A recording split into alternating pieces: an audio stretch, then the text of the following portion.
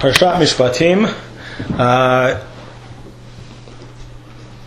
Unlike previous weeks where there was an obvious topic that I wanted to cover, I mean, in terms of the stories, it's kind of easy to come up with something. Mishpatim is a little more challenging, but what I decided to do is the topic of Taamei HamItzvot.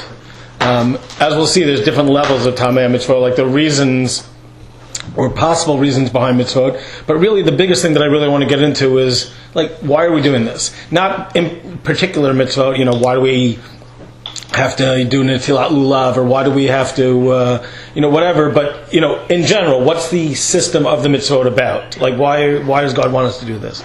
So I thought there were two reasons why I thought it made sense to do this week. Number one, Mishpatim is it starts getting into a lot of laws, and, Tamei HaMitzvot, and then you also have Na'aseh v'Nishma at the end of the parsha, which, on some level, I decided, because there was so much material, I decided not to actually bring it in, but depending on how you understand those words, Na'aseh v'Nishma, it actually ties in very much to the concept of Taamei HaMitzvot. So, as I mentioned, there's really two levels. I'll just touch on one level very briefly, and then I'll get into the main thing that I want to. One is you can talk about the individual mitzvot, right? So for example, in the Torah, even in the Torah, God sometimes gives reasons behind the mitzvot, right? One of the most basic ones is Ki Ani Hashem, right? You have by tzitzit, or you have by sukkah, you have Leman Yedu Dorotechem, right? So that your generations will know that I, took you out of Egypt, or that I, caused you to sit in sukkah. Ki sheshe yamim asa Hashem et hashamayim v'et haaretz. Okay, ki eved hayita be'eretz Mitzrayim, right? Be nice to avadim because you were yourself as an eved. Be nice to gerim because ki ger hayita be'eretz Mitzrayim. Kadoshim to you, ki kadosh ani. So there's already, even the Torah itself, there are sort of reasons, or the idea that there's something behind the mitzvot. This sort of implies that the mitzvot are not just random. It's not just God said so, you're supposed to do it. There, already within the Torah, you see already that there's a hint. Just very briefly, just on this topic, there's actually two different Mishnayot. I'll just touch on one in Masechet Bava Metzia, right at the end of the Masechet. There's a Mishnah that says as follows.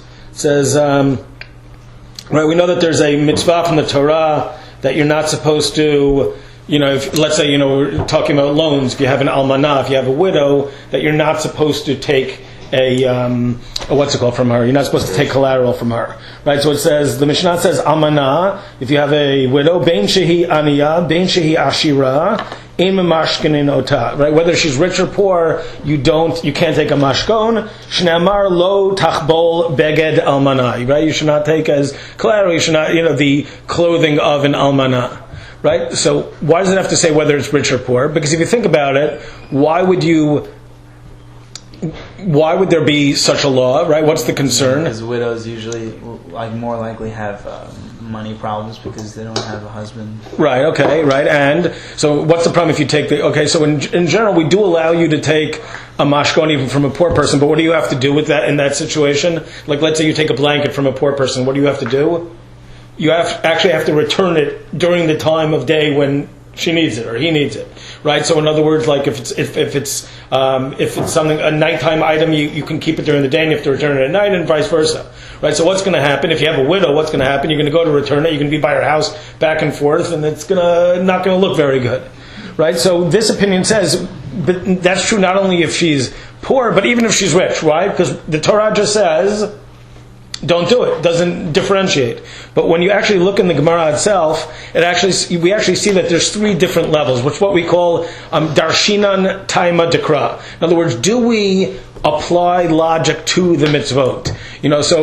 Do we say, well, this law only makes sense that it would be forbidden for a poor woman, but a rich woman you can? Or do we say, no, it's a blanket law? So the truth is, there's actually a three-way machloket. One says, no, we don't care. It's not our business to care about what the reason for the mitzvah are. The Torah says don't do something. That's like the Torah says don't take a mashkon, so we don't take a mashkon. I don't care if she's rich, I don't care if she's poor. A second opinion says, well, it depends. If the Torah gives a reason then you could use that reason. If not, not. And then you have a third opinion that says, no, we can always do taima dekra. We could always just bait, and again, it's not just coming up with a reason, but it's basing laws on the reason, right? I'll give you like a classic example, right? One of the last mitzvot in the Torah is that there's a mitzvah to write a Sefer Torah, right? Which, probably very few of us are ever going to fulfill.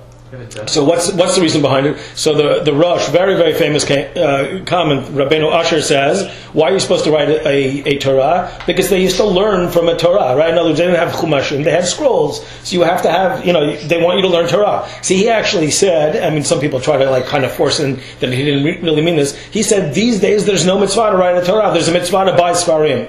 Right, which is a mitzvah I like very, very much, right? But literally, he literally said, based on the reasoning behind the mitzvah changed. Which again, so that's a big, big question. But in other words, so you have by individual mitzvot, you sometimes have not only that, like the Rambam or the Sefer Achinuch or anybody else will give you like a reason of, here's why we do this mitzvah, here's what God might have had in mind, but there's even the possibility sometimes that it might affect halakha, that based on the reasoning, you might actually change what's there. You might actually say, well, it only applies in this circumstance, not in this circumstance. So that's in terms of Taamei HaMitzvot, in terms of individual mitzvot. That's not really what I want to focus on. The main thing that I really want to focus on is, again, as I said, why do we do mitzvot? In other words, what are we supposed to be thinking about? What's the goal here? Like, what's the overall goal when it comes to doing mitzvot? And we're going to see that literally, I mentioned already that the Torah already talks about this, but literally for over 2,000 years there's been a big discussion of this. Like, what's the goal of mitzvot? What is it supposed to do for you? I'm going to be brief in the sense that literally, as you guys know, right, it always ends up on like a Facebook thing. I had a bunch of things, and then different people mentioned different articles and books, and I found out that there was a book that I owned that I didn't even think I would ever use, and ends up it was actually very good for this.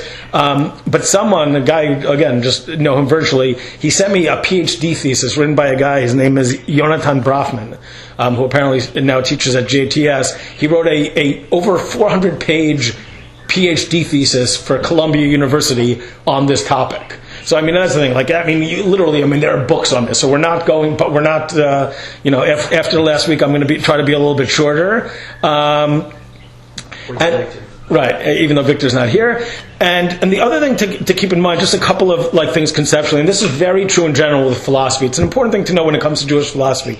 It's very often it depends on where you live, how you view things. Like, it's very much depending on what the issues of the day are. Like, if you're living in a time when philosophy is a big deal, philosophy is going to end up coming into this discussion a lot. If you're living in a time when, the Christians are saying the mitzvot don't matter anymore, so that's what they're going to do. In other words, Jewish philosophy, it's very hard to say there's something which is objective Jewish philosophy. In each generation, it really depends what their approach is. One other thing that I'll say is just a friend of mine in Israel, his name is Yoshua Hirschberg, pointed out that it's connected also, that the idea behind why we do mitzvot is connected to Olam Haba. In other words, depending on what your idea of Olam Haba is, the purpose of life is going to be connected to that. Which I was discussing with my wife before, that's not... I'm certainly not an expert on Islam. I'm not trying to make a overly broad statement, but that's, if you think about it, like in terms of Islam, right? The women are supposed to be completely, covered up and everything like that. But when you die, you get whatever, how many virgins? 70 virgins, whatever it is. So it's like the whole 72, right? You don't want to be missed those last two, right? So it's like a strange thing. In other words, the concept is that you're supposed to live a life of not engaging in these things, and the reward for it is woohoo, party now, right? But in Judaism, when we talk about these things, your purpose in this world is the same thing, and in other words, it doesn't change. So the truth is, one of the things we have to understand is that Taamei HaMitzvot is actually a very controversial idea, right? Can anyone think of in other words, what's the problem if you're going to say, even if you're not going to say, we're not going to be able to say, I know why God did this. But in other words, because again, Taamei HaMitzvot literally means a taste of the mitzvah. So anyone who says it is trying to at least think of, possible reasons. But what's the danger with it? You can question any mitzvah and try to disprove it. Right. In other words, like, right, it could be that if, right, you might come up with the wrong reason, and it might be that if you come up with the reason, you might say, oh, well, in that case, this doesn't make sense to me, or whatever it is. You might blow it off. But the truth is, there's dangers in both directions, right? Because, you can say, okay, it's a Gzerat HaMelech. God said so. Why do we do mitzvot? God said so. What's the purpose behind it? I don't know. God said so. Now, on the one hand, you'll say, okay, so that doesn't have that problem of, getting us to, start questioning things. But what's the other problem? You're just blindly following things you don't understand. Right, and it loses, it's what we call, mitzvot Adam Melumada, mitzvot Adam Melumada, that you're doing, like, if there's no reason behind it, once you understand the idea behind it, it affects how you do it. You could think about it. It gets kind of dry.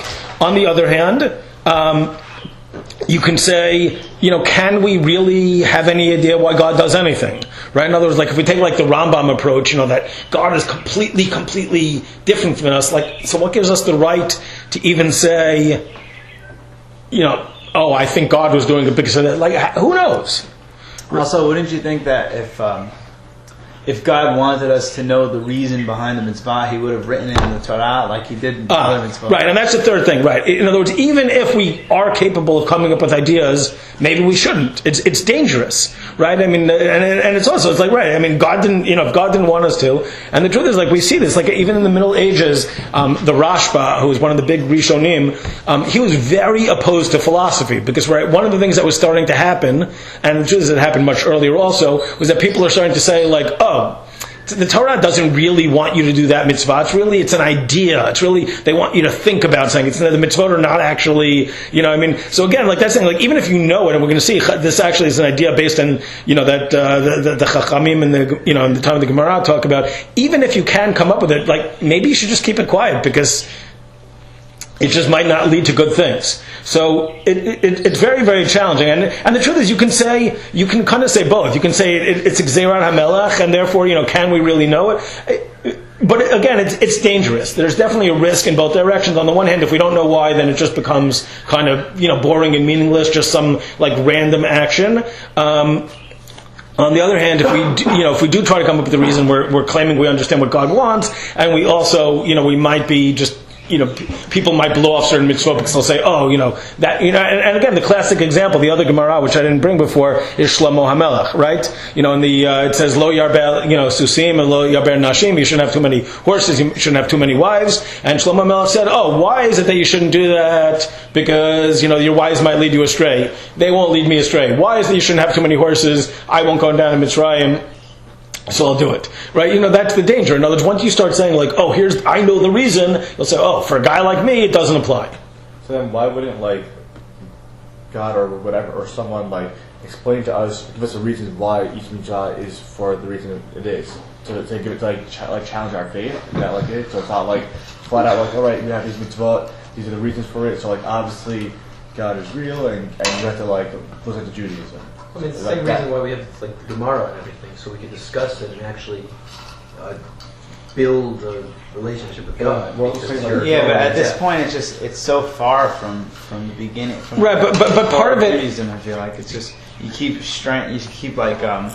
like things keep changing, and like you keep straying from like the original thing, and it's really right. But that's kind of inherent. And in other words, if you think about it, like what's the classic example of the Rambam? One of the most famous things he ever said, like in this area, is when it comes to korbanot. Right? Why were there korbanot? Because they were living in a place in Egypt where there were sacrifices, and if God had said not to, they would have not been able to imagine a religion like that. So He gave it to them. But then the question becomes, okay, that's very nice if you lived 3,500 years ago, 3,200 years ago, whatever it is, why are there korbanot after that? In other words, like maybe it should have been like a temporary thing in the desert or something like that.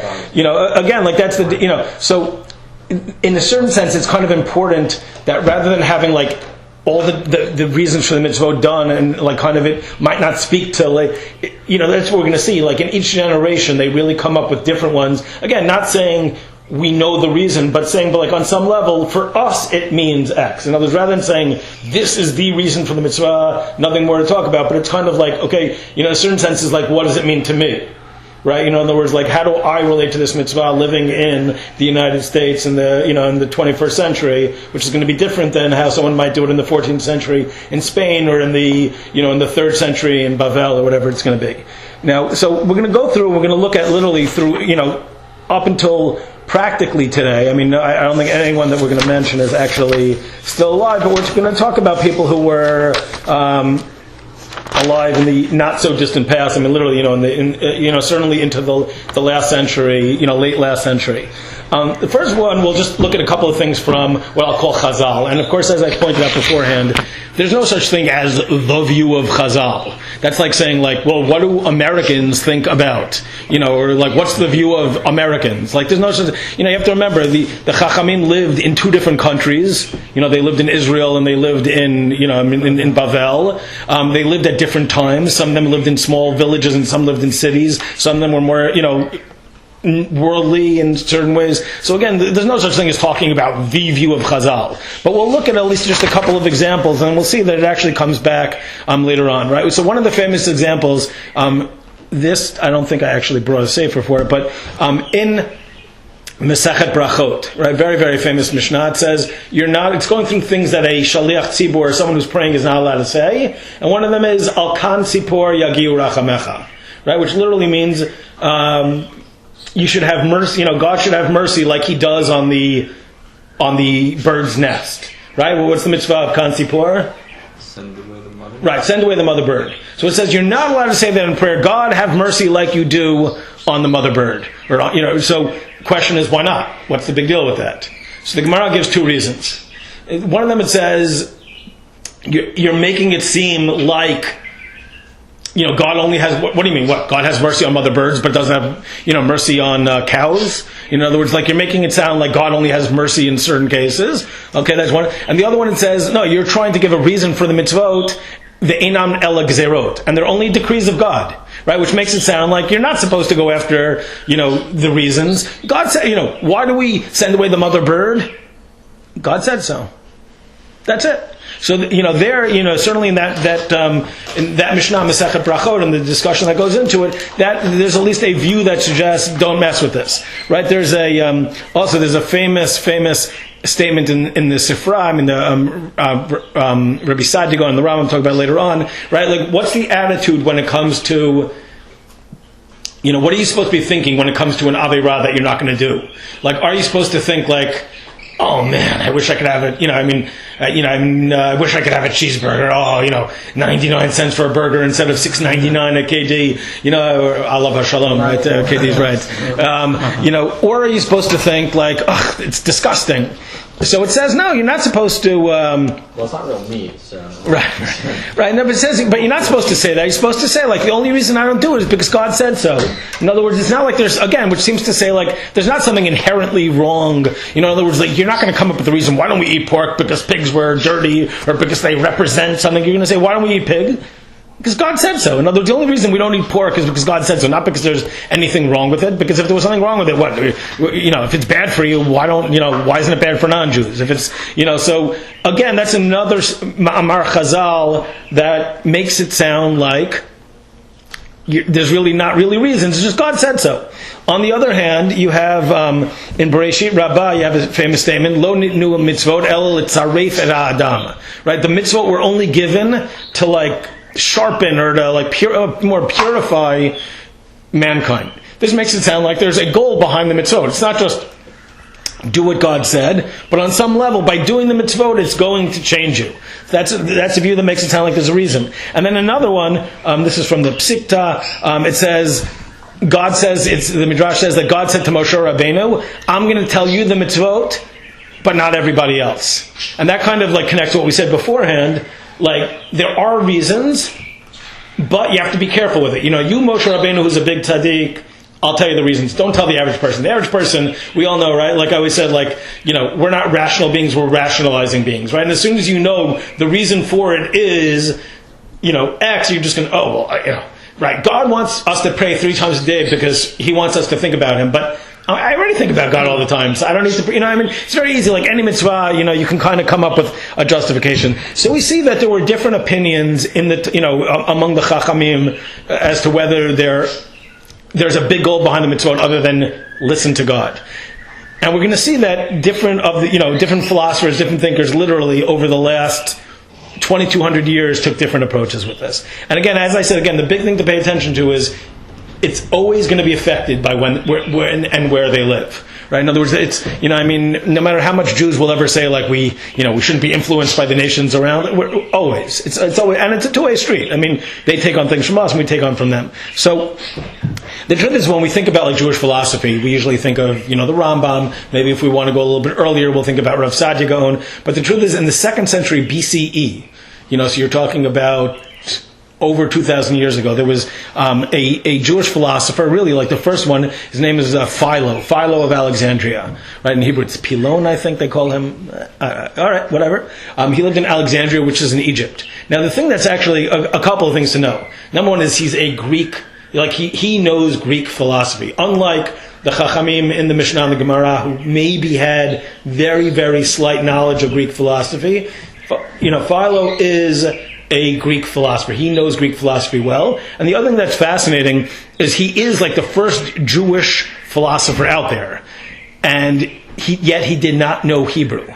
Right? The Jews of Alexandria, right? They were very, very sophisticated. That was under the Greeks. They were reading, right? Where did they read the Gemara, the Chumash? Right? Remember what the famous translation? The Targum Hashivim, or what we call, the fancy term, the Septuagint, right? So, which is a translation, so literally he's basing his thoughts on Torah, not on the Hebrew. He literally, they're pretty sure, scholars are pretty sure that he did not even know Hebrew, which is like pretty fascinating. Like, think about it, like being a philosopher of Judaism and you can't read, you can't read it. But again, so he's living, he's into Greek philosophy, and like literally to the point where he's not only considered a Jewish philosopher who happened to know Greek philosophy, but when you read, I'm in the middle of reading one of the 6 books I'm in the middle of reading at the same time. I'm reading a book just like on, kind of ancient philosophy. He's listed there as a Greek philosopher, as someone who was, part of that world. For our interest, the main thing that he wrote a number of books, but the main thing that he did was basically he was the first one. He did what the Rambam did more than 1,000 years later, and said everything that Greek philosophy thinks. That's really why we do the mitzvot. Right? In other words, he's living at a time where people have tremendous respect for Greek philosophy, and therefore he says. He tries to basically give Taamei HamItzvot, but only ones that are going to make sense in where he lives. Only ones that make sense with Greek philosophy. Right? So the Greeks were very into like natural law, like the idea of just kind of like morality being an obvious thing, that you didn't need, revelation for it, that, a good person, it should be something that, kind of would be obvious. And therefore, his attempt to make sense of the mitzvot was that, in other words, the mitzvot are all logical. That there's a reason behind it, and coincidentally enough, it's exactly what it matches exactly where we're living.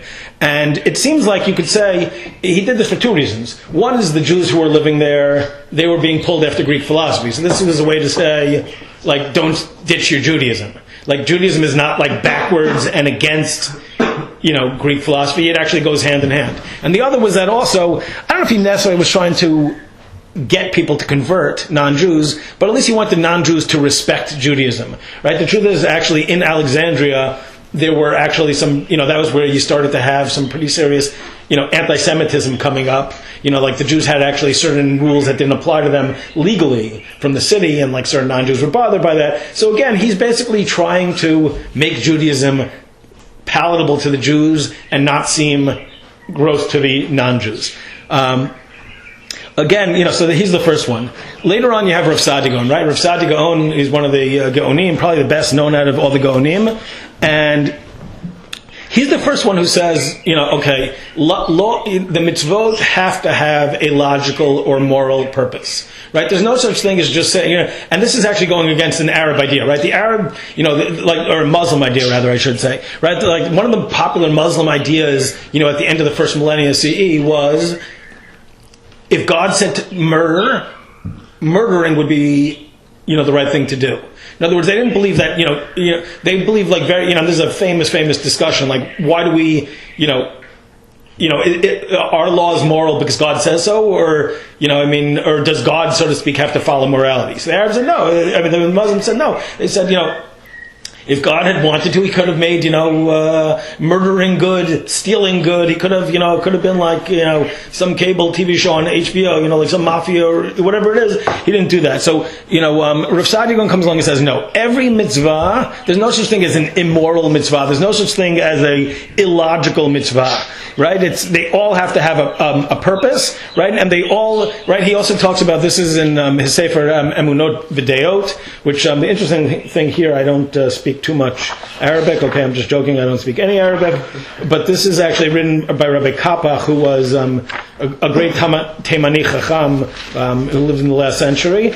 And actually, if you look, there's two columns on each side. The right is Hebrew letters and Hebrew words. The left is actually Hebrew letters and Arabic words. I mean, because he was from Yemen, he wrote like he wrote one of the famous editions of the Rambam, because again, unlike, all the, many people who were reading the Rambam and didn't know Arabic, he did. And he basically, he shows like the beginning of the third section, why did God give us mitzvot? He says, because, God is a God of chesed. And therefore, he wanted things to be good for us, right? So in other words, again, like basically he's saying like the purpose of the mitzvot is not just, God said so, but it's that God wants you to be happy. We're going to see this is a little bit of a controversial idea to say like that there's a purpose behind the mitzvot other than listening to God, right? Can anyone like pick up on yet what it might be? What's the danger of saying that there's, God gave the mitzvot so people can be happier, so people can be smarter? What's the danger behind that? They'll think that they could do it without the mitzvah. Yeah. Well, because that's one thing, but we're going to see another approach. We're going to actually see a 20th century philosopher who's going to say like this mitzvah is not good for me, it does not benefit me, or right. Okay, so we said that already, but there's even a second level on that. So we'll come back to that. And also, very famously, Rav Sadigan also, he's the one who came up with, he broke the mitzvot into two categories, sort of like Mishpatim and Chukim and Mishpatim. He called it what he called Sichliot, which are the mitzvot that we could have come up with on our own, even if God wouldn't have commanded it. Like it's not like, like I would have thought murder is okay, but I guess, thank you God for letting me know the truth. Like those are sichliot, right? The kind of laws that any society would have, right? There are certain halachot in the Torah. Don't kill is something that, even if there was no Torah, every nation has it on the books, right?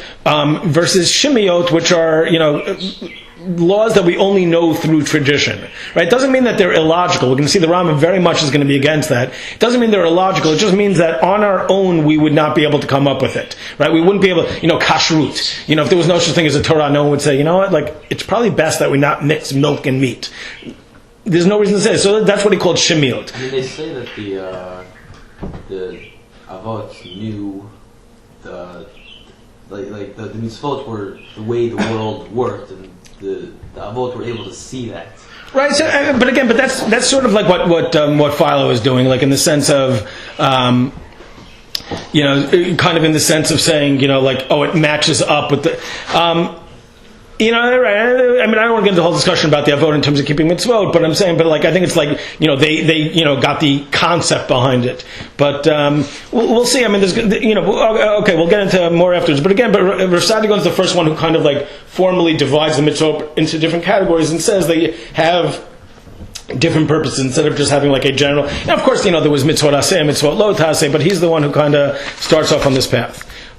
Which brings us next to Rabbi Yehuda Halevi. Rabbi Yehuda Halevi was also a philosopher, we mentioned last week. A philosopher, he was a poet. And he actually has an interesting discussion, right? There's a big question of which mitzvot are more important, religious mitzvot or moral mitzvot. Right? It's like a big discussion, right? Like, people will say all the time, like, it's more important to be a good person than it is to eat matzah on Pesach. And many people say that. I mean, the Rambam, would certainly go in that direction. Rabbi Yehuda Levi actually goes in the opposite direction. He says, yes, of course, everybody's supposed to be moral, and that's very, very nice, and we should be. And you have moral mitzvot, but on a higher level are religious mitzvot. Religious mitzvot are actually, according to Rabbi Yehuda Levi, are on a higher level because they bring you to be close to God. But he takes the approach that it brings you close to God basically because God said so. In other words, that we're not really, he's kind of in some ways almost like an anti-philosopher philosopher. In other words, like he's not so into the idea, like that the Rambam and Rav Tzadigon and you could talk about Ibn Ezra and this, that we can just figure everything out. He's much more like, and I suppose, this is wild to say this. It's one thing to say that the mitzvot of the Torah are just like God's wisdom and we don't understand it, but he goes so far as to say that the mitzvot d'Rabbanan, that God, inspired. I don't think he quite uses the term nivuah, but God, they're also from God and it has nothing to do with the reasons we might think, which is kind of a little, well, I was going to say crazy. I'll say counterintuitive, because the Chachamim came up with mitzvot for, we see the reasons, right? In other words, why do you like, Hanukkah candles? Because there was a mitzvah, there's some sort of hidden reason behind that. There's some sort of hidden reason why we, wash netilat yadayim. But for Rabbi Yehuda Halevi, yes, again, the purpose of the mitzvot is to make you close to God. And in a certain sense, lahavdil, but just like with Catholicism, you have this concept that you don't do mitzvot because of some sort of purpose, but it's like God said so. It has some sort of, it makes you close to God. How? God said so. So therefore, it's a step beyond just saying we don't know. There's no reason. You are saying there's a reason, but you're just saying it's sort of. I don't want to use the term magical, but it's almost like mystical. And that's one thing you'll notice that in general, I'm not going into the mystical approach, because the mystical approach is not that we do mitzvot for the effect it has on us. It somehow changes the world, right? Like Hasidic thought in the Ari, when you do mitzvot, it somehow creates other worlds and it gets God.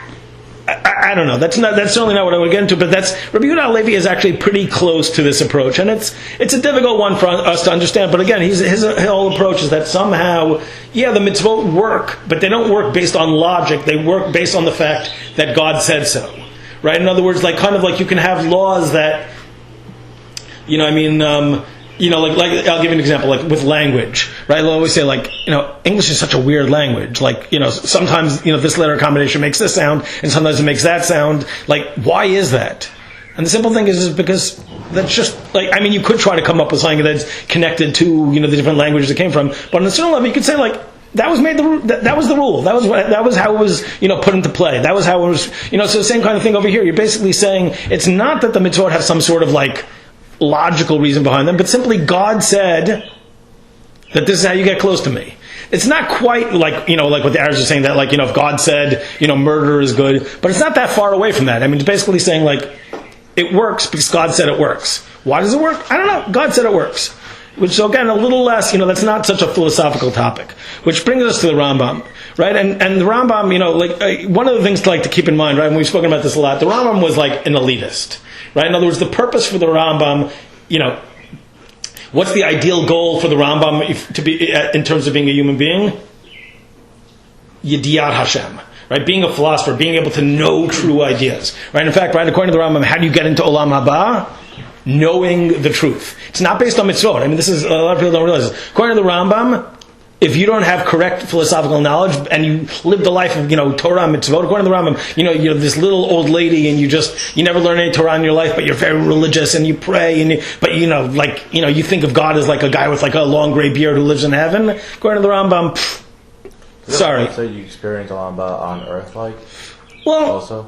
It's very complicated to get into the Rambam's view of schar v'onesh. It's very, because again, depending on which sefer you look and depending on how you read it. But he has this very, that's the thing. And what is his Olam Haba? Which again, I always say these words, I don't know what they mean, but this, that your true ideas merge with the true ideas of the universe. I don't know what that means. If I know that 2 + 2 is 4, is now when I die, 2 + 2 is 4 even more now. I don't even know what it means, but it's clearly for him, it's all about knowledge. It's all about philosophical perfection, not religious perfection. And therefore, right? And of course, then who's he responding to? It's not by coincidence that the Rambam is living at a time when the philosophers of the world, or many of the philosophers of the world, are into Greek philosophy. And guess what? According to the Rambam, what's the goal of Judaism? What's the goal of mitzvot? It's sort of to give you correct ideas. It's sort of, he calls Yediyat Hashem, just that you should know the right things, right? So,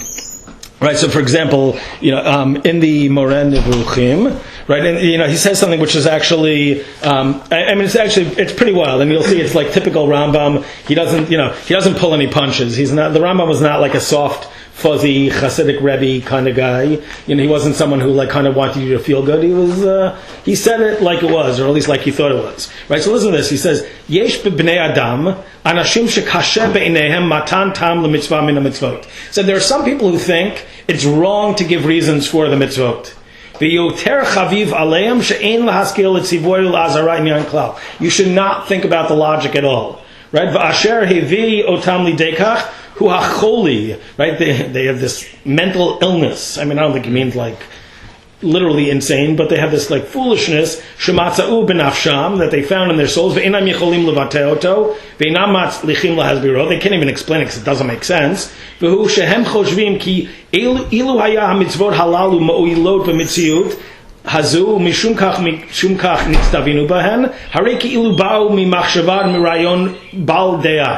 if the mitzvot have a reason, it's like cheapening it, right? Human beings have reasons behind their ideas. God doesn't need reasons. This is what many people think, says the Rambam. The Rambam, like you're gonna see him, like thinks this is absolutely ridiculous, right? Right? Okay. Right? A mitzvah that has no purpose, that doesn't do anything for us, that's what they think, that really is what a mitzvah is. Right? Because, humans don't get it, that must be what it's for. These weak-minded people, says according to these people are more logical than God. Right? In other words, we don't just do things because randomly, right? Like, we have reasons for things. And yet God, why does God do things? He's illogical, right? So this makes no sense. You're going to say that people are illogical and God is just like random? God just like, mitzvot just mean absolutely nothing? He says this doesn't make sense, right? So, right, and he said, okay, so then he goes on and says it 1 second. Rather, he says, he says no. Ela hadavarhu behefach. He says they're completely the opposite. V'kol hamatara hi to'alatenu. The whole reason God gave us mitzvot is for our benefit. Right? Kamosha be'arnu. Right? Shenemar letov lanu kol hayamim lachayutenu kayom hazeh. He brings a number of psukim which prove this, and he says like undoubtedly mitzvot have to make sense. You can't have this idea that God just randomly and again, like it's sort of like he's going against this idea of Rabbi Yehuda Halevi. It's not, you can't just say like God said this works so therefore it works. God has to be logical, right? The mitzvot have to be there has to be some sort of a purpose behind it. And again, since he's the Rambam, and the thing that he adds in is this is true even about chukim. Right? In other words, some people will say mishpatim are laws that have a reason, and chukim are laws that don't have a reason. Rambam says no. Mishpatim are laws that we can figure out the reason. Chukim are laws that have a reason, but we don't know what it is. But in other words, that's the Rambam, who's the ultimate philosopher and the ultimate logical, rational guy, is going to say, God forbid that God would ever give us a mitzvah that didn't have some sort of logical purpose.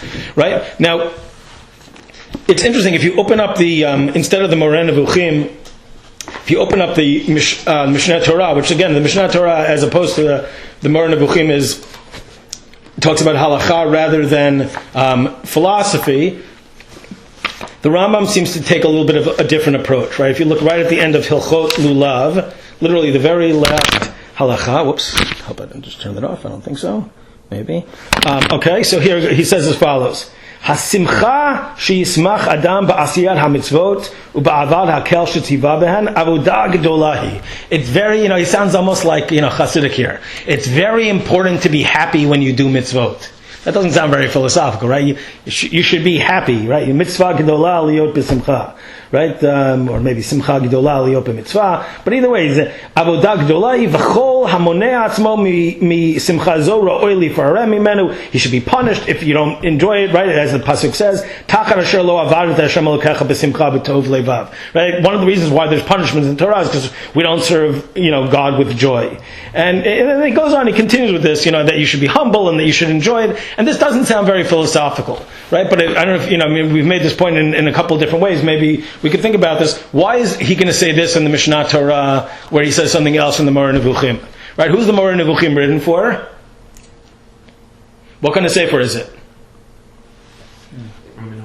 It's Moreh Nevuchim is a sefer of philosophy, right? So in other words, he wrote for different people. The Mishneh Torah, when he's writing about halacha, he's writing for like the average Jew, right? The average Jew in that time was not a deep philosopher, was not into all sorts of things. He says, you should be happy when you do mitzvot. It's, he's giving kind of like something that's going to make sense for the average person. But then the Moreh Nevuchim, like the guys who were, into philosophy, he says, let me tell you what the mitzvot are really about. They're really, it's, not just about, simcha, but it's really every law has to be rational. So, again, you read, it sounds like it's two different Rambams, but it's not that the Rambam is different. It's just that he's talking to different crowds. But again, for the Rambam, the important thing is that, unlike Rabbi Yehuda Levi, every mitzvah, again, Mishpatim and Chukim have to be rational. On the other hand, and you have, this is that sefer they picked up last week, which I mentioned last week. You have Rav Chesed Kreskes, who is like, again, he's like the anti-Rambam, right? If the Rambam was completely like, again, according to the Rambam, who gets the greatest olam haba? The smart people, right? If you're a really nice Jew or you're a pious person, but you have a 85 IQ, that's why even why the Rambam gives you the Yud Gimel Ikarim, right? Because he wants you to know, okay, you're not such a deep guy, you're not going to know a lot of philosophy, but you at least need to know certain basics to get into Olam Haba. Rav Kreskes comes along and says, whoa, no, that's not how religion works. God did not give a religion which 99% of the people can't do right.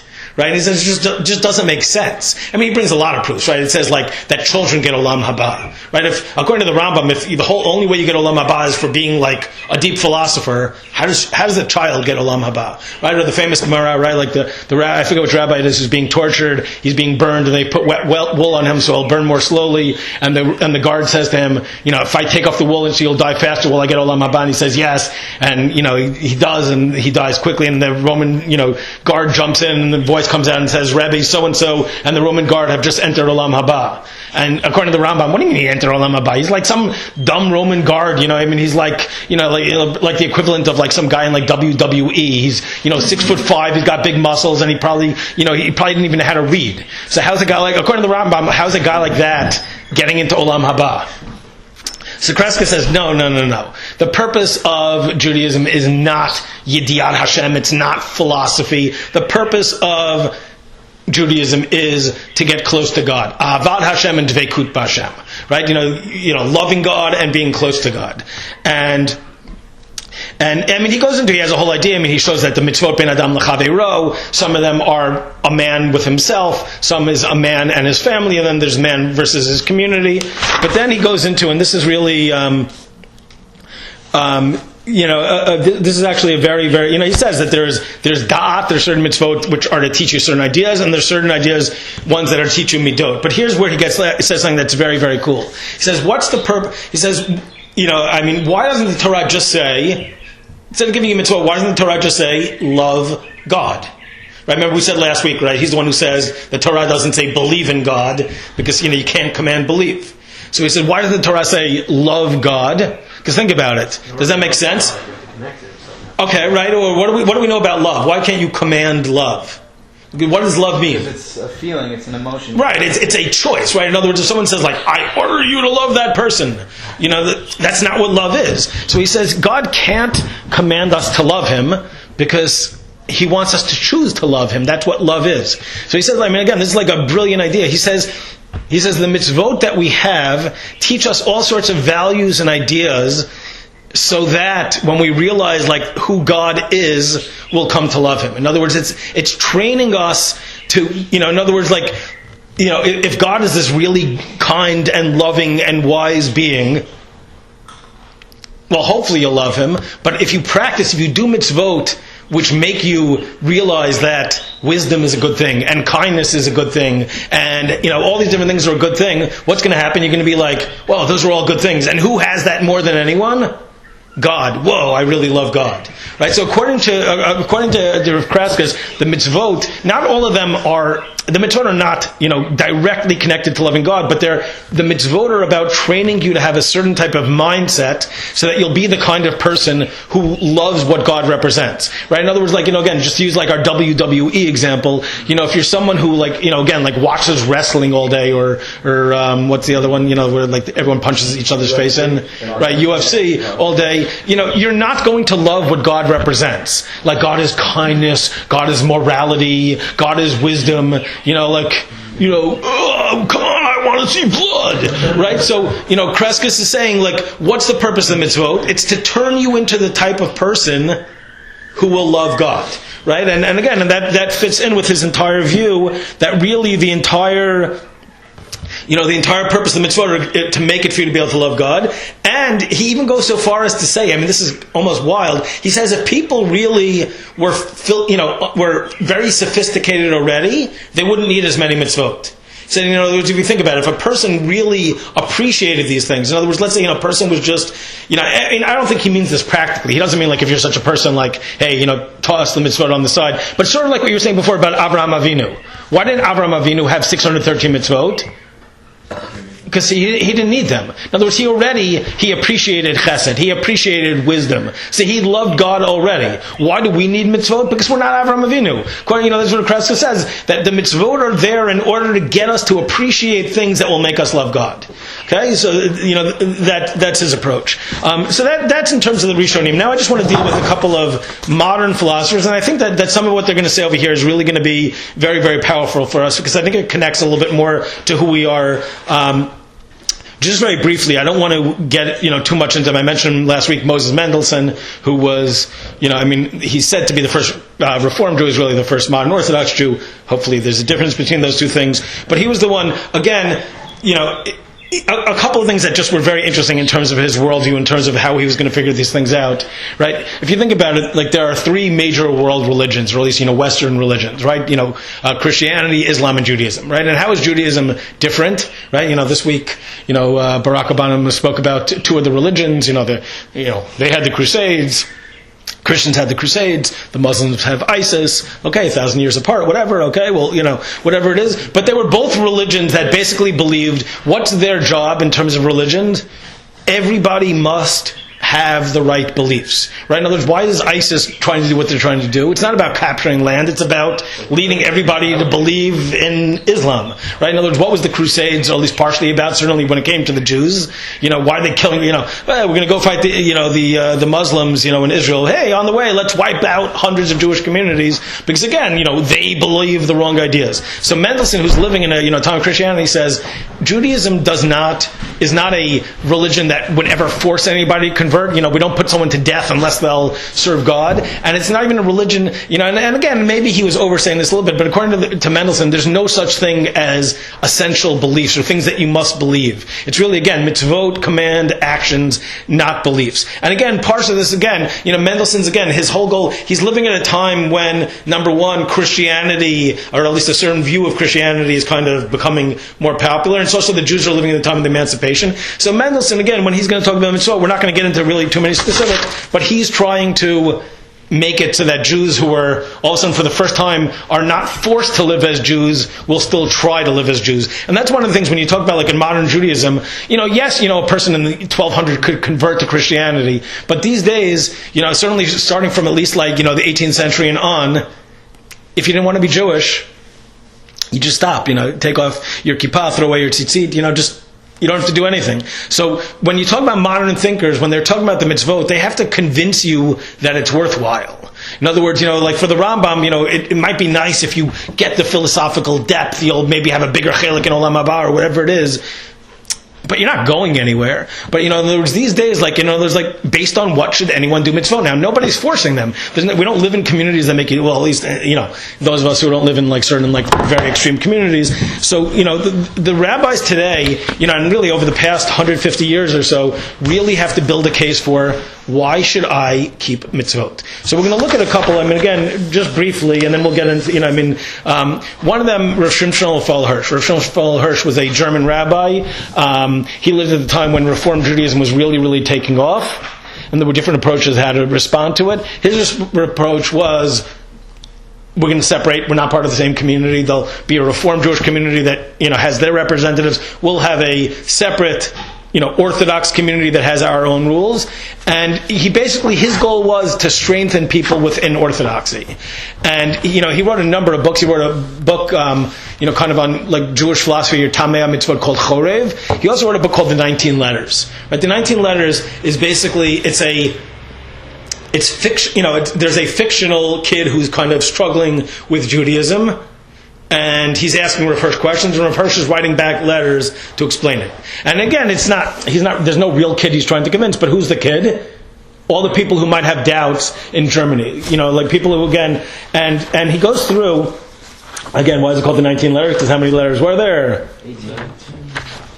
Excellent, right? Just like Shemona Esrei really had 18. No, it actually had 19.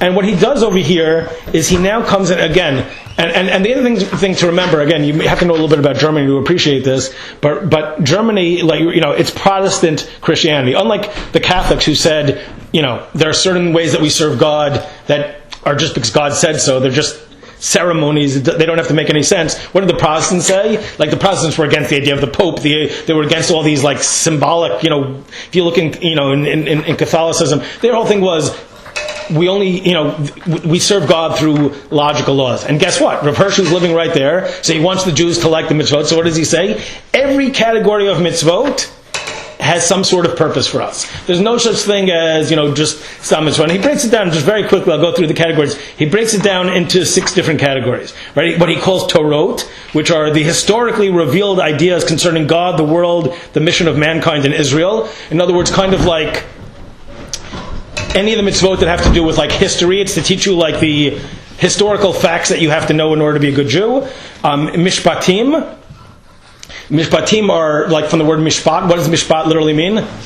Justice. Right? Laws that are about how to treat other people who are on the same level as you justly. Chukim are laws how to treat justly those who are beneath you. In other words, it's one thing to be fair and honest to someone who's on the same level. Chukim are like even people who are beneath you, animals, or people who are whatever it is, that's for you. There's also what he call mitzvot, which is a category of loving all things because God said so, like coming to appreciate everything in God's world. Edot, which are testimonies to the to certain essential truths about man and Israel, and then avodah, which are certain things that have to do with like the proper way to serve God. But again, he goes through and it's the same thing if you read his Perush on the Chumash, every mitzvah, and it's actually enjoyable. When he really goes through it, every mitzvah he goes through and he says, like, I know, you might say like, oh, this mitzvah seems so weird. Like, why do you have to, if you have if you have the wrong kind of thought with the korban, you have to burn it. You're not allowed to eat it. Like, he goes through every one of these things and he says, no. There's a moral purpose there. There's a logical purpose there. This teaches you justice. This teaches you kindness. And again, he's living in a time where that's what Christianity, says is the right way to serve God. And therefore, again, the people who live at that time, the people who are living in Germany, that's the way it is. So he makes it in that direction. Next is, and this is the sefer I'm actually working through this year, is Rav Kook. Right? Rav Kook, hopefully we know, Rav Kook was the first Ashkenazi chief rabbi of Israel. He originally came from Europe. He was a student in the Volozhin Yeshiva. Very, very, very creative thinker. And just a little secular philosophy for you to understand, to appreciate Rav Kook. Rav Kook is living after Kant and Hegel, right? Kant's basic idea, you want to talk about this is something you really should know, just like basic philosophy, is that there are certain things, there are very few things that we can objectively know, right? He's the one, basically the idea of like science can prove certain things. The only things that we can objectively know are things that you can demonstrate physically. In other words, you do an experiment, right? If you mix these two, materials over and over again, they always explode. So you can prove that this mixture leads to an explosion, want to eliminate any other possibilities that there might be something else in the room. But pretty much everything else, like any other type of beliefs, it doesn't mean that they're false, but they're inherently subjective. In other words, belief in God is not something you can prove. It's not something that we can know as a fact. It's something that we can think is true. I know we had this argument last week, Ike, we're not going to repeat it. But his whole thing is that everything is subjective. So along comes Rav Kook and says as follows. When it comes to mitzvot, there is an objective reason why God gave them. God had a reason. What's the only problem? Fair enough. We don't know. We as human beings, it's not just that we don't know, we can't know them. God is objective. We have no way to know what God did.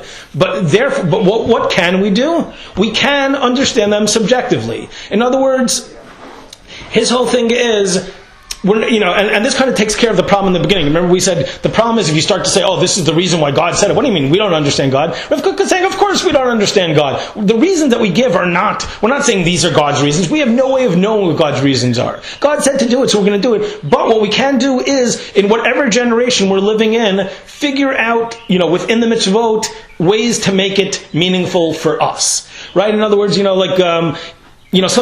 might be a reason that the Rambam gave that worked in the year, 1200, but now that we're living in the 21st century, that might not make... So in other words, what are we going to do? We might talk about Shabbat being good because it frees us from technology. Right? I mean, the Rambam, people weren't sitting on, texting the other 6 days a week. But in other words, for us today, it might be. And he says it openly. He goes actually, this sefer, by the way, it's called L'Nevuchei Hador. One of the things that Rav Kook thought he had to do in order to make the generation appreciate him was that, people were very into literature and poetry. So he thought that in order to attract people to it, he had to write in a very poetic sort of way. So when you read his Hebrew, in the stuff that he wrote in Israel, it's just half the time, you don't even, the supernal glory of I don't even know what he's talking about. The good thing about L'Nevuchei Hador is the first book he wrote, it's while he was still in Europe, so it's written in simpler Hebrew, and it's basically, if you think about it, Moreh Nevuchim, that was a book that the Rambam wrote, for people who were confused philosophically in his generation. Rav Kook wrote a sefer, L'Nevuchei Hador, people who were confused in his generation in the 19th century and into the 20th century. And what he says openly, again, he doesn't even fake it. He's not saying we better not tell people that, but I'm going to pretend that this is the reason for it. He says, we need to teach the Torah. He says, in those days, people were very into justice. He says, at the end of the 19th century, people want things to be just. And therefore, we have to figure out a way to connect every single one of the mitzvot to justice. Not because that's what God had in mind, but because if that's what's going to connect our generation to the mitzvot, then we have to do that. In other words, and he would agree that if you're living maybe in later times when that doesn't work anymore, so you might connect it to something else. Then I have the values the idea of the mitzvah then, just to constantly switch completely what was their intentions of it? Well, but that's what he's saying. Again, he's saying God has his reasons. That's objectively true. That's true for all times. But he's saying, but at the same time, we can figure out, how does this mitzvah help me? Not because I know the true reason, but because if I come up with something that makes it, makes sense for me at this time, I'm going to be better with practicing it. That lowers the value, doesn't it? Well, again, as long as you know that you're not coming up with the reason, but you're just... searching for a way to make it more meaningful, I don't think it's going to. And again, he goes through, he gives examples, he goes through, a couple of examples specifically with mitzvot. But again, according to him, really, it's inherently subjective. It's okay, you're right, we can't prove anything. We can't know, truly why God does anything. But we don't have to. But what we want to do is we want mitzvot to be meaningful, and therefore, in each generation, we'll figure out what makes sense for us, and that will make it more meaningful. Just a couple more, quick examples. You have Rav Soloveitchik, Rav Yosef Ber Soloveitchik was at YU. Again, his thing was if you look at even the way he learned, he had a very scientific view of halakha. That in other words, it was sort of it's not necessarily that the rules had meaning, but they were language. There's certain rules in terms of the grammar of language. It's not necessarily logical. But it's these are the rules. In other words, it's this is this system. So he said also halakha. It's not necessarily that the rules have a logical basis. In fact, he didn't like what the Rambam said. He actually said kind of what we said beforehand. If all you're saying is if the purpose of the mitzvot is logic, it's sort of there's something more important than serving God. God gave us mitzvot so that we'll be more logical. Well, if that's true, what does that mean? Logic is more important than serving God. So he said no, he said, according to him, what is the purpose of the mitzvot? He said, we have religious emotion, right? People are always I feel spiritual. It feels to me when I see a rainbow, I'm filled with a sense of wonder, or when I see, the stars, David HaMelech, when I look up in the sky and I see all these stars, and he says, that's nice, but in order for religion to go from being something nice to being something that's really, solid, you have to concretize it. He says that's what halakha does. It takes kind of like emotional feelings and it kind of like subjugates them to logic. It makes it that, that basically, so it takes it out of the realm of feeling and it makes it in terms of some sort of an action. And again, he wrote this in his book, Halachic Man, that it's kind of like just a way of concretizing emotion. It's a way of like, making sure that our feelings have some sort of a clear guidance. So that, again, as a people, if you think about it, if everybody just served God however it felt, like you couldn't have a community. Or in other words, one of the things when you go into a Beit Knesset is that everyone's using the same prayer book. Everybody is, reading out of the same Torah. Everybody's giving, so according to him, it's sort of is a way of making it from just like an emotional kind of like everybody, like a free-for-all where everybody has their own sense of what God is, and taking the emotion and making it more solid. And two more quick examples. One of the, I didn't bring the book along, but when I was really, I've mentioned before that there was a time when I was really struggling in terms of, how to put together emunah. One of the books that really, really helped me, there's a thinker, his name is Rav Eliezer Berkowitz. He was born in Europe. He managed to get out before the Holocaust, and he ended up coming over to the Skokie Yeshiva in Chicago. Very, very, deep thinker. Some of what he said was controversial, although I don't know if that really says more about him or just the people who, his Rosh Yeshiva thought he was maybe not a believer. I don't think that's true. But according to Rav Eliezer Berkowitz, first of all, he pointed out, he said, Judaism is not a religion. Judaism is about a civilization. And for him, again, so you have the Rambam where the whole purpose of Judaism is everything is logical, be a philosopher. You have Rabbi Yehuda Halevi who says, be close to God. You have Rav Kreskes who says the whole purpose of Judaism is love God. Rav Eliezer Berkowitz said the whole purpose of the mitzvot is tzedek, is being a righteous person, being, someone who stands for things that are good, right? And he says some mitzvot are means to an end, like they're to train you, and some are actually, certain mitzvot are really about mishpat, right? Like in Vayikra, like you shouldn't, when you're selling stuff, you shouldn't have like false weights. That's about being a just person, right? Tzedek, tirdov. But other mitzvot are just like training you to do that. And he asked, right, there's a very, very famous question of, what gets us to be moral, right? This is like Plato's, this is already, over 2,000 years ago, Plato asked the question, what gets us to be moral? And Plato said, once we know what's true, once we know what is good, we act on it. But of course we know that's not true, right? Just because we know something is right doesn't mean, we all know, like, okay, what's better? Should we get up tomorrow morning, and pray, or should we not? We know it's better to do that. Should I hold on to all my money or should I give tzedakah? Just because we know that it's you're more of a righteous person if you give tzedakah, but still people don't always give tzedakah. So he says, what's the only way that can get you to do what's right? If God commands you to do it. In other words, that's the only thing that makes it. That even if you know something's moral, that doesn't mean you have to do it. Who says I have to listen to that? And the other thing that he says, and this is actually a pretty cool idea. He says, why do we have mitzvot? He says, if you think about it, why don't we just have beliefs? He says, because that's not who we are. What does it mean to be a person?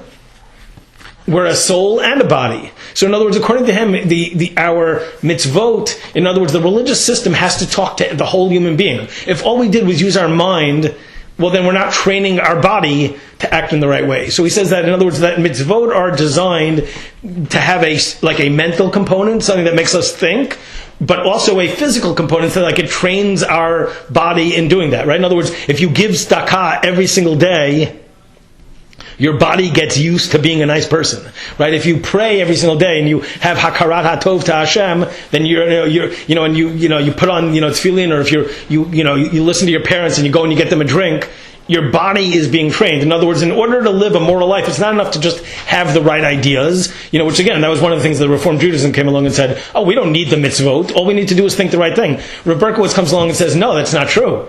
Right? In other words, we're not just a mind. Right? In order to live a truly, righteous life, you have to have mitzvot which involve all of you in it. Right? Like he kind of gives the example, like when it comes to the army. Right? In other words, you'd love to train somebody how to fight in war. Right? The best way to learn how to fight in war is to fight in war. But if you just imagine you have like new recruits, you give them a gun, you're like, go get them.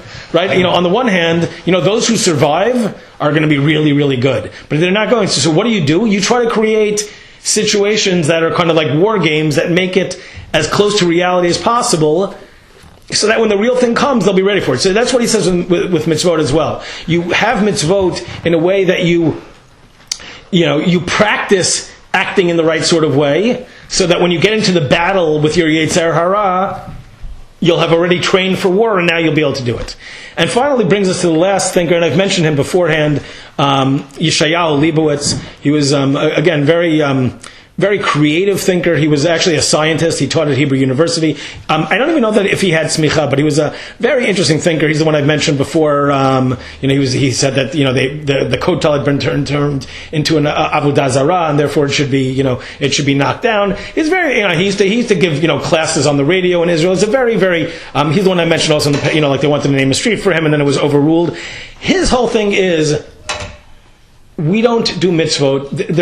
There's no such thing for him as Taamei HamItzvot.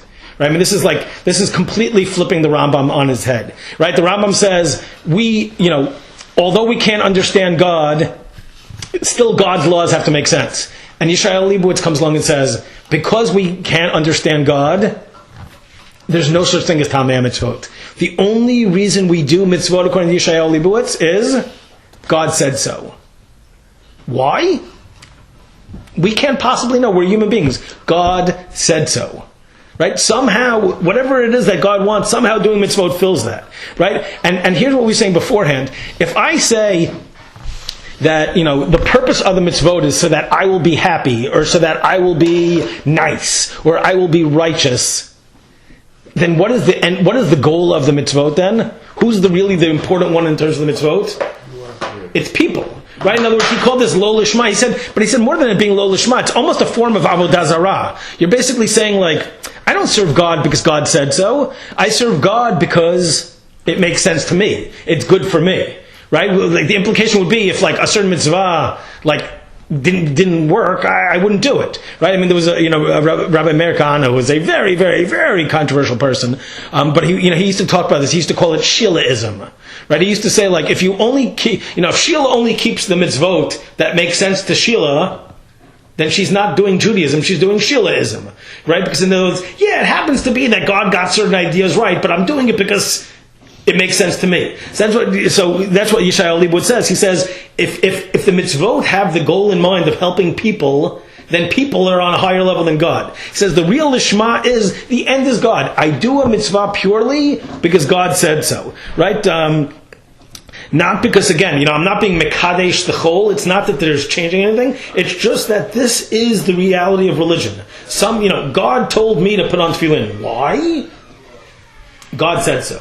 So we've really run the gamut, and quick summary. We've really run the gamut, between what exactly, why do we do mitzvot? And again, some of the purposes, as we said, it's for our benefit, different types of benefit, philosophical benefit, closeness to God, learning to love God. All these different ideas that exist. Then, as you get kind of more into the modern age, it's an attempt to try to make it give us a reason to keep the mitzvot. So you have Rav Hirsch, who basically goes through and show, literally even the mitzvot that seem to be the most ritualistic and have no logic behind them. The sprinkling of the blood or throwing a goat off a cliff on Yom Kippur, where you would just be that's just a ritual because God said so. Hirsch said, no. Every single mitzvah has some sort of a rational, purpose, some sort of benefit for mankind. Right? You had Rav Kook, who said, yes, Taamei HamItzvot is inherently subjective. We're not claiming that we know God's reasoning. We can't know God's reasoning, but that's fine. Of course, God has a reason, but in order to make the mitzvot more meaningful for us, we have to figure out in each generation, we have to kind of study it anew and figure out in each generation why the mitzvot are meaningful. You had Rav Soloveitchik, who said that it kind of concretizes it. It helps you, go from just just thought and emotion to something tangible. You had Rav Berkowitz, who said that, mitzvot have to actually, they serve to train you, they serve to help, bring about righteousness in the world, and not just in terms of righteous ideas, right? One of the studies that I always find very interesting, right? Liberals always say, right, liberals really care about people, conservatives are cold-hearted. But if you look in terms of the giving of charity, conservatives give a significant more amount of charity, right? In other words, it's very nice to, right? Well, now, I don't know if I could really make fun of that now as someone who didn't have a job for a while who's a conservative, but it's kind of funny anyway. But in any case, his whole point is that, it's not enough, like what Reform said, it's not enough to just say like, oh, we're going to just do what's right, we're going to think what's right and that's going to be enough. But he says, no, you have a body, ideas do not get your body to do things. What gets your body to do things? Having your body do things, right? And that's where he uses the army example. Then you have on the total opposite end, which is pretty much where you'll find Yeshayahu Leibowitz on everything, is there's no such thing as Taamei HamItzvot. There's no greater purpose, or there might be, but we have no way of knowing. And to claim that we are, and that gets back to the original point, to claim that we do, we'd be saying that we know what we understand God, right? In other words, like he takes the idea, like Rambam's idea, that we can't possibly understand God, and he puts it on steroids. In other words, Rambam says we can't possibly understand God, but still God is going to act in a rational, fair, logical manner. Yeshayahu Leibowitz says we can't understand God, and therefore don't even bother trying. We do mitzvot because God said so, and we have no understanding of them. I'm not sure that that's the most appealing reason. I happen to prefer some of the other ones. I mean, I'm a big Kreskes guy, and in terms of like, I like the idea that it's, love of God. I like Rav Kook's idea that we can kind of, do it in every generation. But again, hopefully we've seen that it's not just that individual mitzvot have a purpose, but that there's different, we can talk about like the purpose of Judaism, and, each chacham, depending on when they live and what their time, what it is that were the issues of their time, they try to make it so that mitzvot speak to the people who live in their time, and so that, we're not just, as we said before, just doing mitzvot kind of blindly and without any emotion, but by looking at the reasons, by trying to at least, come up with some possible rationale, it hopefully makes our service of Hashem, deeper and more significant.